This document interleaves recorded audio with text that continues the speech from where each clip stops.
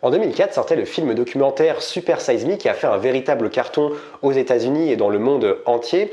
Un film documentaire dans lequel Morgan Spurlock, un Américain, a tenté une expérience pour le moins assez originale puisque pendant un mois, il a consommé uniquement des produits McDonald's. C'est-à-dire que chaque jour, il mangeait 3 repas au McDo et les résultats ont été assez désastreux pour sa santé puisque au bout d'un mois, il a pris 11 kilos, il a développé un diabète de type 2. Le 24 janvier 2018 est sorti un film assez similaire qui se nomme Sugarland, c'est le sujet de cette vidéo, dans laquelle cette fois-ci un Australien a expérimenté encore une fois un régime alimentaire assez original et encore une fois aux conséquences assez désastreuses sur sa santé. On va en reparler dans cette vidéo puisque pendant 2 mois, il s'est soumis à un régime à haute teneur en sucre, mais pas n'importe quel type de sucre, uniquement de sucre caché qu'on va retrouver finalement dans des aliments industriels transformés. Sa règle d'or à lui, c'était de consommer 40 cuillères à café de sucre par jour, ce qui est la consommation moyenne d'un Australien, ce qui est énorme puisque l'OMS recommande aujourd'hui une consommation de sucre de 25 grammes par jour, ce qui est déjà assez conséquent. Durant cette expérience, Damon Gameau, cet Australien, a parcouru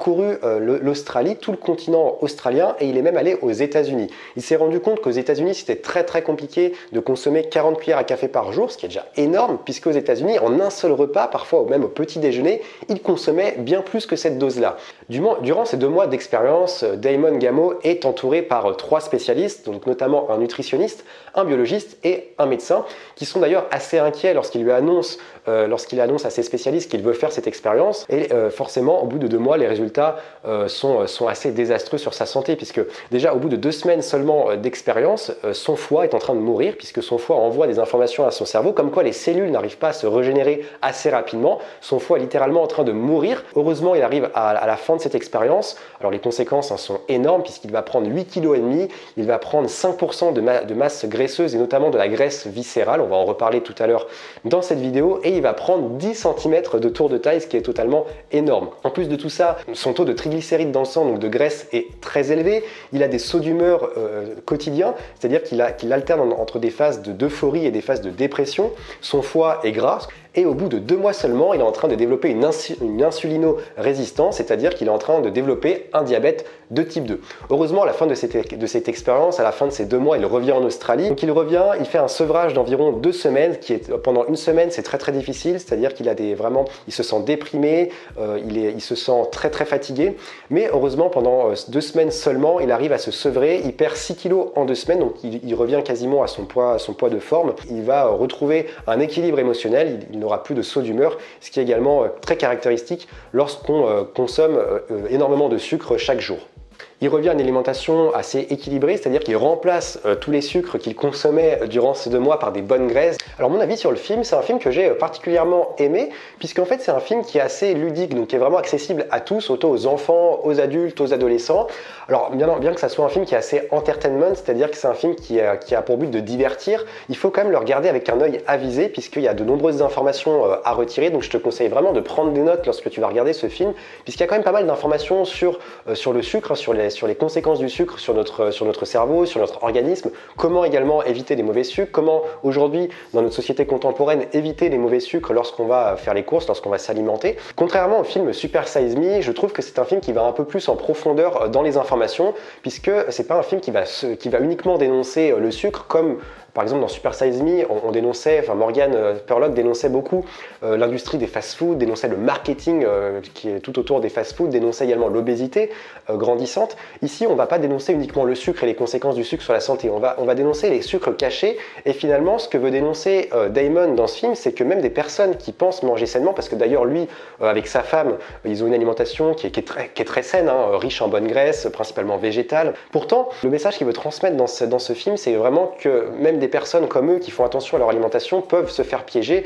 et peuvent facilement arriver à une consommation excessive de sucre sans s'en rendre compte. Donc c'est vraiment ce qu'il veut dénoncer dans ce film. Donc on a beaucoup plus d'informations que dans Super Size Me, donc c'est un film qui à ce niveau-là est très intéressant.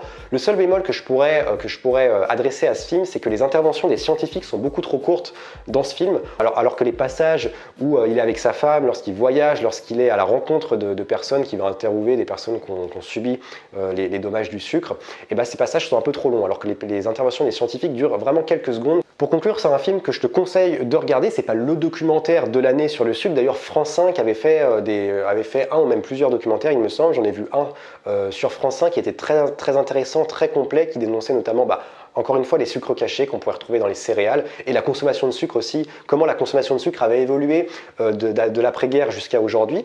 Donc c'est sûr que c'est pas le meilleur film documentaire de l'année, mais je te conseille quand même de le regarder et comme je te l'ai dit, de ne pas le regarder uniquement pour te divertir, mais retire-en des informations qui pourront te servir pour toi éviter tout simplement une surconsommation de sucre au quotidien.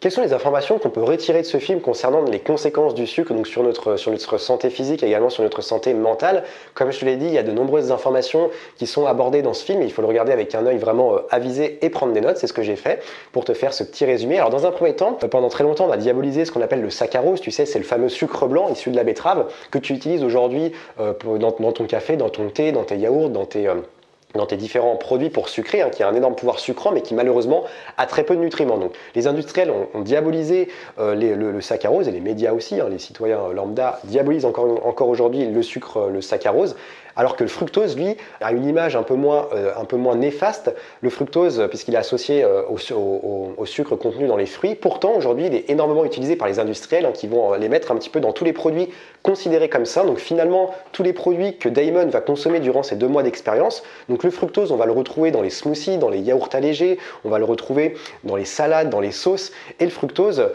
est très néfaste pour notre santé puisqu'il va entraîner ce qu'on appelle la graisse viscérale. Donc je vais t'en reparler juste ici. Tu sais que Damon a pris à la fin de ses 2 mois d'expérience 5% de masse graisseuse et notamment de la graisse viscérale. Parmi ces fructoses, on retrouve une catégorie qui est très néfaste pour notre santé, que les industriels utilisent en excès un petit peu partout dans les produits industriels et transformés, ce qu'on appelle le sirop de maïs, puisqu'il est très peu cher, il a un pouvoir sucrant également très important, mais malheureusement il est très néfaste pour notre santé puisqu'il va entraîner ce qu'on appelle la graisse viscérale. Cette graisse viscérale, elle vient se placer entre les organes et les muscles, elle va venir enrober les organes vitaux, c'est une graisse qui est très dangereuse pour notre santé puisqu'elle va vraiment empêcher finalement les organes de fonctionner correctement. Damon va développer ce qu'on appelle le foie gras, donc le foie gras va entraîner une insulinorésistance et l'insulinorésistance, c'est les premiers signes de diabète de type 2. Cette graisse viscérale, c'est ce qui est appelé dans le terme scientifique, en anglais bien entendu, le TOFI. Alors ça veut dire en anglais, c'est l'abréviation de Thin Outside Fat Inside, c'est-à-dire maigre à l'extérieur et gros à l'intérieur, puisque en fait la graisse ne se voit pas forcément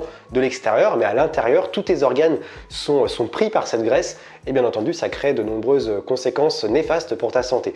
Ce film documentaire appuie également sur les conséquences du sucre, bien entendu sur ton humeur, sur ton cerveau, etc., mais également sur les hormones, sur les conséquences du sucre sur ton système endocrinien et hormonal, puisque lorsque tu vas consommer un aliment sucré, 2 hormones vont être libérées dans ton organisme. On a dans un premier temps les opioïdes et la bêta-endorphine qui vont finalement entraîner une sensation d'euphorie et de bien-être très intense, immédiate. Le sucre agit également sur une autre hormone que tu connais très bien, il s'agit de l'adrénaline, puisque lorsque tu vas consommer beaucoup de sucre, tu vas alterner entre phase d'hyperglycémie et d'hypoglycémie.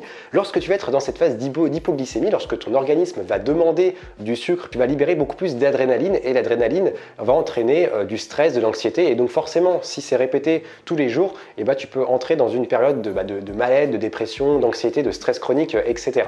Le dernier point qui est abordé dans ce film documentaire, qui est abordé sur le sucre, c'est que on parle beaucoup à la fin notamment de ce film de l'industrie sucrière, puisqu'en fait l'industrie sucrière depuis des années joue sur le fait, diabolise finalement le gras, puisque pour 1 gramme de sucre tu retrouves 4 calories, alors que pour 1 gramme de graisse tu vas retrouver 9 calories. Sauf qu'on oublie de dire qu'il y a les graisses et les mauvaises graisses. Tu sais qu'aujourd'hui c'est très bien si tu viens intégrer des bonnes graisses, des graisses mono et polyinsaturées, et il y a des graisses, alors même les graisses saturées, certaines graisses saturées sont bonnes pour l'organisme. Donc finalement, l'industrie sucrière diabolise le gras et ça lui permet tout simplement de vendre davantage de sucre et d'en mettre un petit peu partout en disant le sucre est très bien parce que c'est un conservateur, c'est totalement naturel. Après ça dépend des sucres, mais on peut très bien utiliser du sucre naturel et c'est très peu calorique. Donc même si toi aujourd'hui tu es dans une démarche, que tu fais du sport, que tu fais attention à ta santé, tu peux consommer du sucre. Voilà, c'est le message que veut te faire passer l'industrie sucrière, sauf que bien entendu le sucre en excès est très néfaste pour ta santé. De plus, l'industrie sucrière finance les recherches. Aujourd'hui, il y a très peu de scientifiques qui vont aller contre l'industrie du sucre et les lobbies du sucre, ce qui fait qu'aujourd'hui, on a très peu d'études qui vont démontrer que le sucre peut être à l'origine de maladies métaboliques, de certains cancers, de certaines tumeurs.